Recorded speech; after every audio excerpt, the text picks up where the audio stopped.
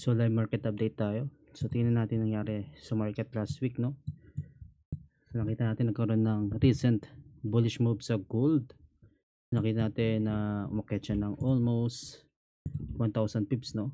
So ititingnan mo sa weekly, makita naman natin yung higher time frame pullback na nagkaroon ng pullback sa weekly. Nakita natin sa signal sa taas nag-pullback dito, no? So normal lang pullback, no? Lalo na if nasa all-time high.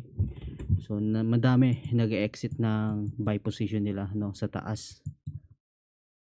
Then dito naman pumapasok yung mga buyers, no? Kaya nagkakaroon ng rejection dito sa price level na yan. So nakita natin sa weekly, no, na hindi man lang nag-create ng lower wick, no? And tumaas agad siya almost 1,000 pips. So tingnan natin yung mga buy signal, no, gamit yung ATS natin. So sa Discord may alert tayo dito na almost mga buy signal sa 1 minute and 5 minutes yung profitable dial based on sa structure ng market yung signal. So if bullish yung market, makita natin na lumalabas yung mga buy signal, no, lalo na sa 1 minute and 5 minutes time frame. So pwede nyo gamitin yan as guidance for entry, no? So makita natin dito nag-hold above sa key level hanggang dito. So yung current key level natin dito nag-hold above, no? Nakita natin nag-pullback na yung gold sa key level na to, na potential mag-hold ito. No, nakita natin nagkakaroon ng rejection, no? May reaction yung candlestick sa key level na ito and possible nag-bullish move yan. And also possible rin na mag-pullback naman yan. If titingnan natin sa H4 time frame, no? Possible mag-pullback lower yan then below key level, no? At least 50% ng bullish move na to. So ito mga price level yung gusto natin balikan ng price, no? Yung preference natin mangyari is mag-pullback move ang gold sa mga price level na yan, no? Then doon ulit tayo maghanap ng buy entry. So far sobrang lakas ng bullish momentum sa gold, no? Kaya risky mag-sell. So pwede mo naman sabayan yung sell, yung bearish move or yung pullback move, no? Basta na-anticipate mo yung pullback. Hindi yung magsisell ka if mayroong bullish momentum, no? So tingnan natin yung mga signal dito.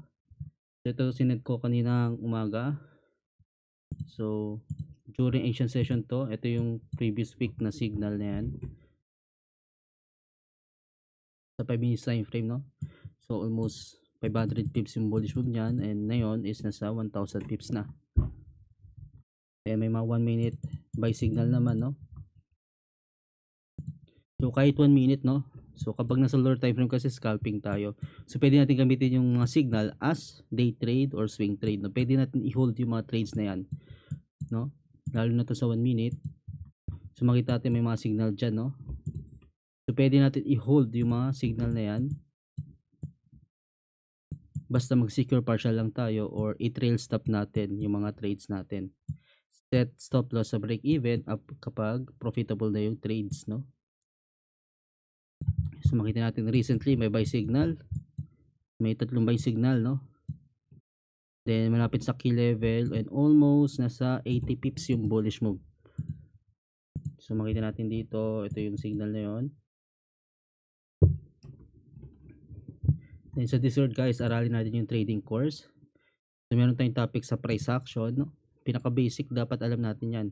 Paano mabasahin yung candle formation, then trading system, kung paano gamitin yung ATS natin, yung mga signal, paano mag-entry gamit yung mga signal, then NFP, paano tayo mag-trade during high volatile economic event, no?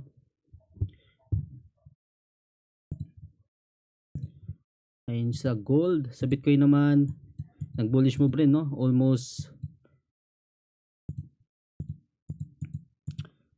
pareha silang bullish move yung Bitcoin and gold. Kadalasan, no, kapag bullish yung Bitcoin, bullish rin ang gold and vice versa. So dito papasok yung makita natin dito sa daily naman buy signal. Pwede natin gamitin yung signal na yan as swing trade, no? Then sa Bitcoin 5 minutes naman makikita natin dito may mga buy signal, no? Nag-hold sa key level, no? Bullish bias tayo. So recently nagpo-pullback na. So gusto natin mangyari is mag-pullback pa yan hanggang dito, no? So i-retest yung previous level dito, yung structure na yan. Then doon tayo maghanap ng trades for buy, no? Same rin naman sa gold. Bullish bias tayo, wait lang tayo ng pullback. So if wala masyadong deeper pullback, no, or malalim na pullback, no, so siguro if mag-hold yung key level na to, so yung current key level na to, so pwede nyo i-trade yung mga buy trades dyan malapit sa key level, basta mag-hold tong dalawang key level na yan, no. If merong bullish price action, no, momentum, humihina yung mga seller, no, pwede natin i-trade yan. Then combine natin yung higher time frame candle natin dito na pwede natin gamitin as confluence, no. Nakita natin nagkakaroon ng rejection. Ito H4 time frame to, no.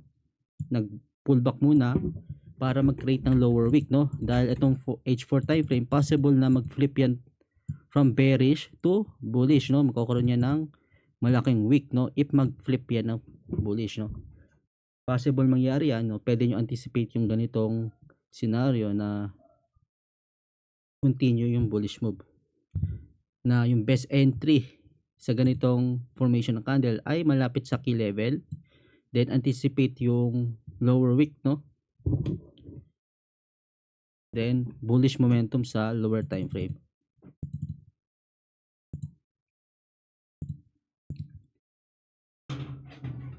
So ayun lang guys sa market update natin.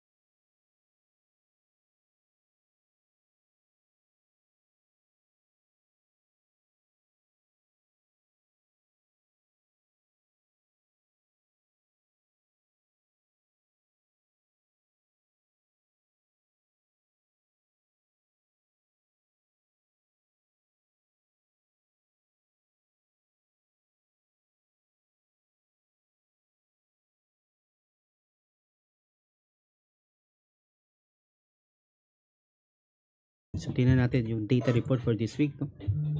So meron tayong GDP sa UK sa Thursday, CPI naman sa Wednesday, then inflation data sa Thursday, no, and initial jobless claims sa inyong key data sa US. So also tapos na yung shutdown sa US, no. So magandang news yan sa market, no.